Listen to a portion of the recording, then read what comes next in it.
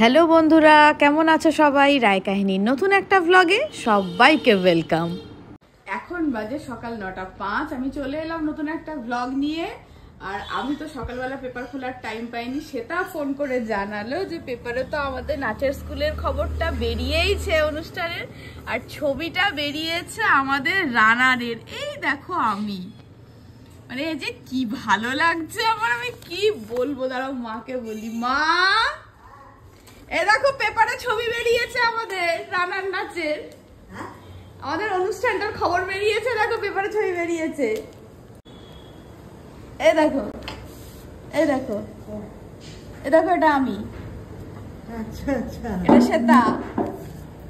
বোঝা যাচ্ছে, বোঝা যাচ্ছে না তা নয়। এই দেখো, মাও সব ফেলে চলে এসেছে পড়তে। ভালো লাগছে মা। লাইটটা দেখা। হ্যাঁ হ্যাঁ, দেখাচ্ছি দেখাচ্ছি। আমোদকলা মন্দিরে। হ্যাঁ, সামনের বছর আমাদের 30 বছর। হ্যাঁ, কোনটা তুই? এইটা? এই যে যে যে যে যে মাঝখানে এটা আমি। ও, মুখে কি এটা মেখেছিস না? কিছু মাখিনি, ছবিটা একটু হেজি। ও, আমাদের কিচ্ছু ছিল না, কোনো মানে জুয়েলারি ছিল না, কিছু ছিল না, শুদ্ধ কস্টিউমটা। এই নাচে সব যাবে না, হিজিবিজি সাজগোজে নাচে একদম। এটা না, এটার খবরের এক্সটেন্ডেড পার্টটা এখানটা। ও, এই যে যেখানটা। সলিল চৌধুরী। হ্যাঁ, সলিল চৌধুরী। বাহ, আমার সলিল চৌধুরীর গানগুলো খুব ভালো লাগে। মাকে আমি সব ভিডিওয়ে দেখিয়েছি। আগে আগে মা, সেজো মা, আমার মা সবাই যেত প্রোগ্রাম দেখতো। ওরা আর এতক্ষণ বসে থাকতে পারে না, টয়লেট ফয়লেট হয়ে যায়, অত দূর উঠে যেতে পারে না। দারুণ হয়েছে। কেমন সকাল সকাল খবরটা? কোনদিন তো হয় না। হ্যাঁ, কোনদিন না, প্রথমবার। ওরে আগে আমার দিকে তো তাকা।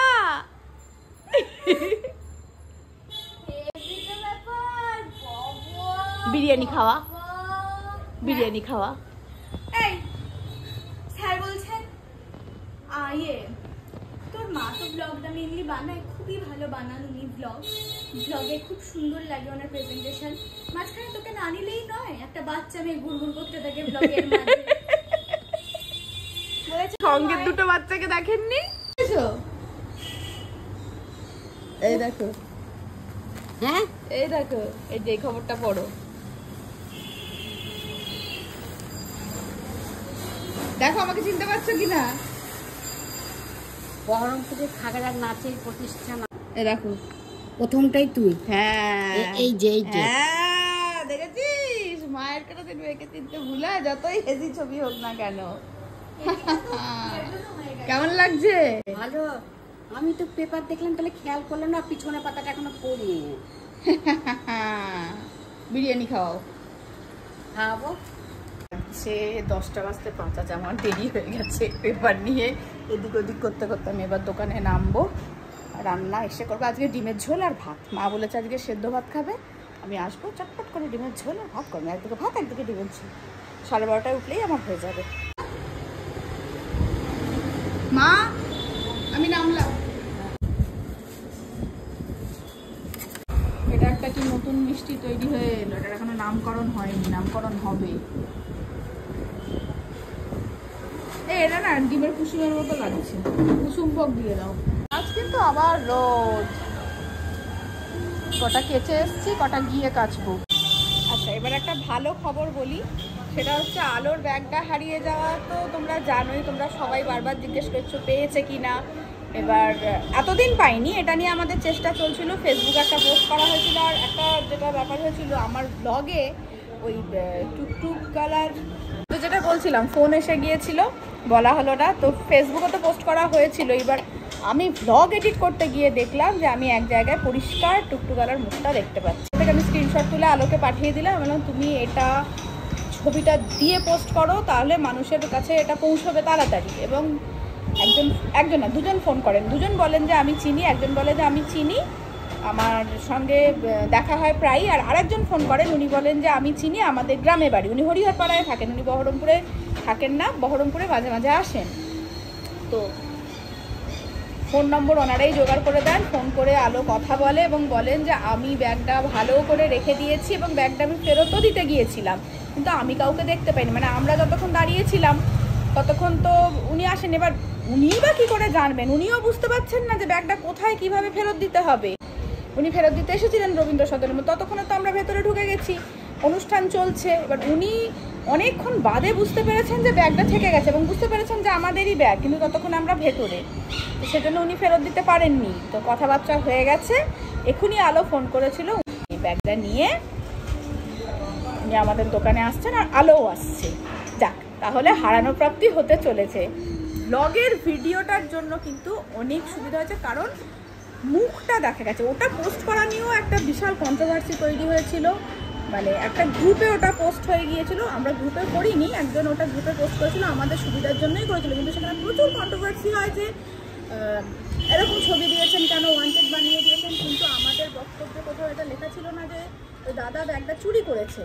আমাদের কিন্তু এটাই বক্তব্য ছিল, ব্যাগটা আমরা ভুল করে ফেলে এসেছি, উনিও তো বুঝতে পারছেন না কি করে ফেরত দেবেন, সেই কারণেই পোস্টটা করা এবং ওই পোস্টটা করেই লাভটা হলো। এসে গেছে হারানো প্রাপ্তি উদ্ধার করতে। কি করতে বলো বলো? হারানো প্রাপ্তি, হারানো প্রাপ্তি। যেখানে ঠিক হারিয়েছিলাম ঠিক সেখানে আবার কন্ট্রোভার্সি। হ্যাঁ না, এখানে হারাওনি, রবীন্দ্র সদনে হারিয়েছি। যাই হোক, হ্যাঁ ওয়ান্টেড বানিয়ে দিলেন। এমনই মানে কি আর বলবো, অথচ আমাদের বক্তব্য এটাই ছিল যে ব্যাগটা আমরা ভুল করেছি, কিন্তু কোথায় বলা ছিল না যে উনি চুরি করেছেন। আমি তো এই কথাটা বলিনি যে উনি চুরি করেছেন। চলো ব্যাগটা আগে নিই, তারপর তারপর আর একটু সময় লাগবে। দাদা ফোন করেছিলেন, উনি ভাড়া নিয়ে চুয়াপুরের দিকে চলে গেছেন। আলোকে বললাম তুমিও বাড়ি চলে যাও, আমি ওপরে গিয়ে রান্না চাপাই, উনি এলে আমি তোমাকে ফোন করে ডাকছি। আর সৌভিককে বলে দিলাম যে তুমি কিন্তু অতি অবশ্যই এলে আটকে রাখবে, যেতে দেবে না, আলো একটু কথা বলবে। সৌভিক বললো তোমাদের কোনো চিন্তা নেই, আমি আটকে রাখবো, আমি কোনো মতেই যেতে দেবো না। আসছি আমি। বাবিলা কি রে, টুবান আইল্যাশ লাগিয়ে বসেছিল? না না, লাগিয়ে বসে নিজের লাগা। কি মজা লাগছিল দেখে। হাতেই দিচ্ছে, তাও আমি নিই। কি আছে বলতো? ভাবছিলাম কবে থেকে বুঝিয়ে যায়। এটা বাচ্চা কিনলো দেখে মনে হলো নিজেই বাবির জন্য। আমার কাছে তো বাচ্চাই।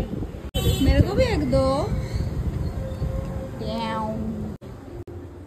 মা, ও তুমি রান্নাঘরে এখনই দেখলাম রান্নাঘর লাগানো, কি করছো? আলু সেদ্ধ চাপিয়ে দিয়েছি, এদিকে ভাত বসিয়ে দিয়েছি। আজকে ছোট হাঁড়ি করে ভাত করছি, কারণ মায়ের তো সেদ্ধ ভাত। মা কি দিয়ে সেদ্ধ ভাত খাবে বলো? মুগের ডাল সেদ্ধ।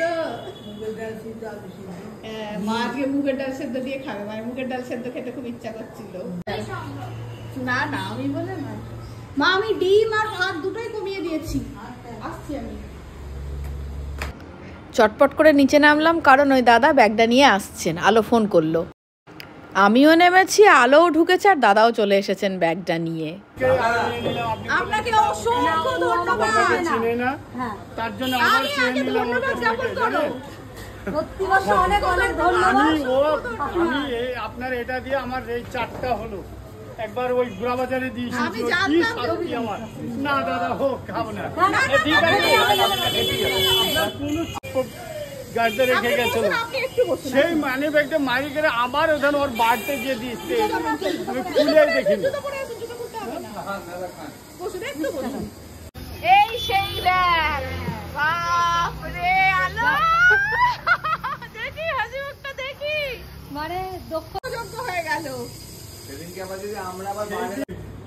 বাড়ি কিন্তু আমাদের গ্রামে, পাড়া গ্রামের মানুষ আমি। আচ্ছা, হরিহরপাড়া। গরম হারানো জিনিস সত্যি দাদার জন্য আর তোমার জন্য ফিরে পেলাম। সত্যি ভালো মানুষ এখনো আছে। আপনার ফটোটা ফেসবুকে দিয়েছিলাম, আপনি তাতে রাগ করেননি তো?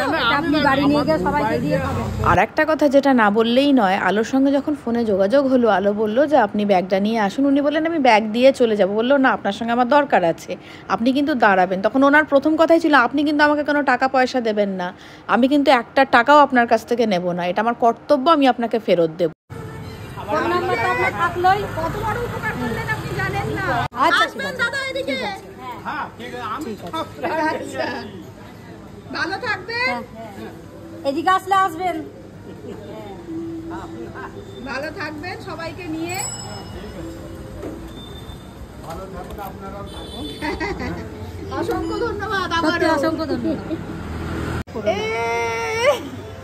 কেমন লাগছে? এতটুকু জিনিস হলো মানে হারানো জিনিস এতটুকু ফিরে জিনিস ছিল না, প্রচুর ফিরে জিনিস পাওয়াটাও ছিল। মানে সত্যি আনন্দের। অনেক 5 টাকার জিনিস জিনিস ছিল। হোক আর 10 টাকারই হোক, পাঁচ হারানো জিনিস ফিরে পাওয়াটার আনন্দই আলাদা। সোশ্যাল মিডিয়ায় পোস্টের জন্য কিন্তু আমরা এটা এটা পেলাম। পেলাম।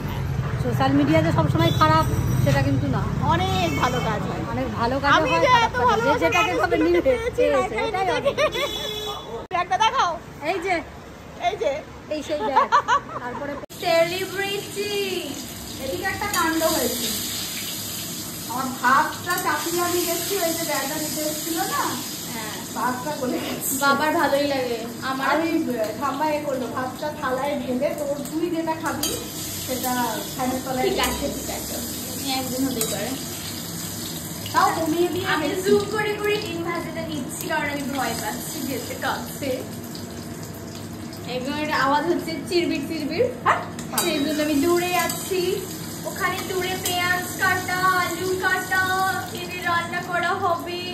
যাবালা আসলে মাকে পেপারে দেখে আমি খুব খুশি।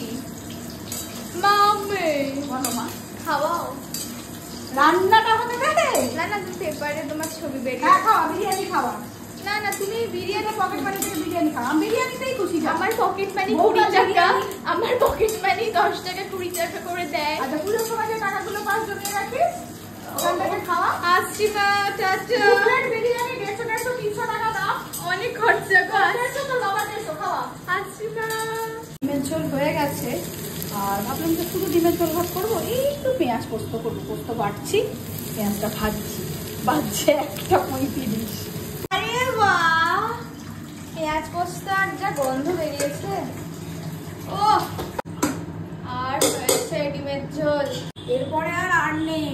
এই দিকটা ফেটে গেছে পেঁয়াজ। আর কিছু লাগে না। দারুণ। মমি ভাতটা সঙ্গে সঙ্গে থালায় ঢেলে খাপা ফেলে নর্মাল হয়ে গেছে। নর্মাল আগের থেকে অনেক ভালো হয়েছে। ছাড় ছাড় ছাড় ছাড়।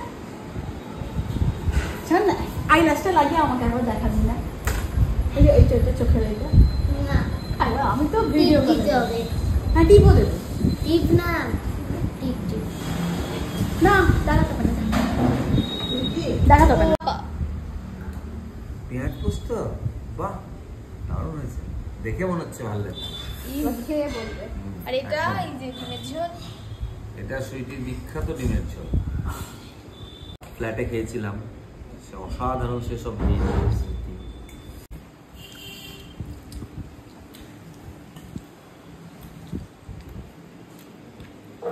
বাবা তোমার মেচলে ডুবান। এখন বাজছে 3টে বাজতে 10 মিনিট বাকি। রান্না হয়ে কাছে এলাম, আজকে খেতে দেরি হয়ে গেছে না। জল দিতে কদিন জল লাগেনি, আজকে লাগবে। সকালবেলা খেয়াল করিনি, দেখো এবারে নেতিয়ে গেছে। জল দিলেই ঠিক হয়ে যাবে। একটা কাঁচা বাকি আছে, কাচবো, কেচে গা ধোবো। বাবারে, কোথায় তুই? ঘুম পাচ্ছে? তো ঘুমা ভালো করে। না, বেগটা বেঁকে গেছিলাম। আম্মা মাঝে মধ্যে এসে বলে, বাবু কোথায়? কেন না, তুই হারিয়ে যাস ঘরের মধ্যে থেকেও। আরে এইখান থেকে এরম করে দেখলে যে তোকে দেখতে পাওয়া যায় না, জাহির তোকে ঢেকে দেয়। আমি ঢুকলাম বাথরুমে, বসে গেছিলাম 10 মিনিট, রিলস দেখছিলাম।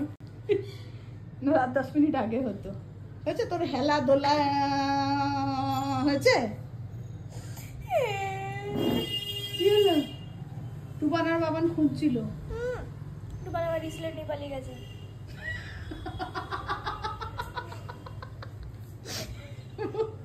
রিসলেট দিয়ে পালিয়ে গেছে, আইল্যাশ লাগাচ্ছে। ছেলেটাকে নিয়ে যে কি করি। আজকে আছে আমাদের নাচের ক্লাসে গেট টুগেদার, যেটা পরের দিনই হয়। পরের দিন একটা বিশেষ কারণে হয়নি, সেটা আজকে হবে। বিকেলবেলা আমরা সবাই পৌঁছে যাব। আমাকে দেখা যাচ্ছে অর্ধেক শোয়া, সেটা নেগলেক্ট করা হোক। এই যে আমার মাতাশ্রী, গা ধুতে গিয়ে স্নান টান করে চলে এলো।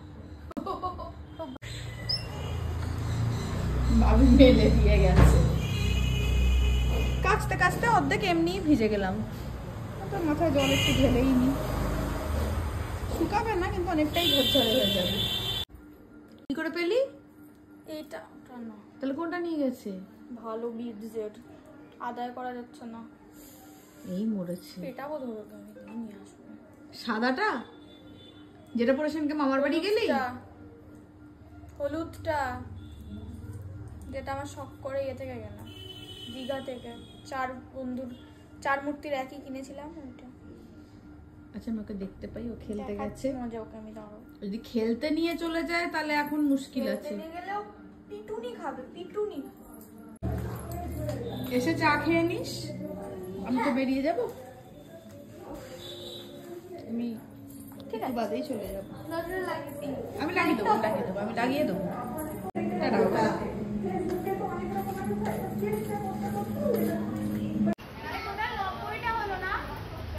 এই দেখো সিঙ্গারা মিষ্টি চললো এখন কলা মন্দির। আসছি আমি একটু পরে।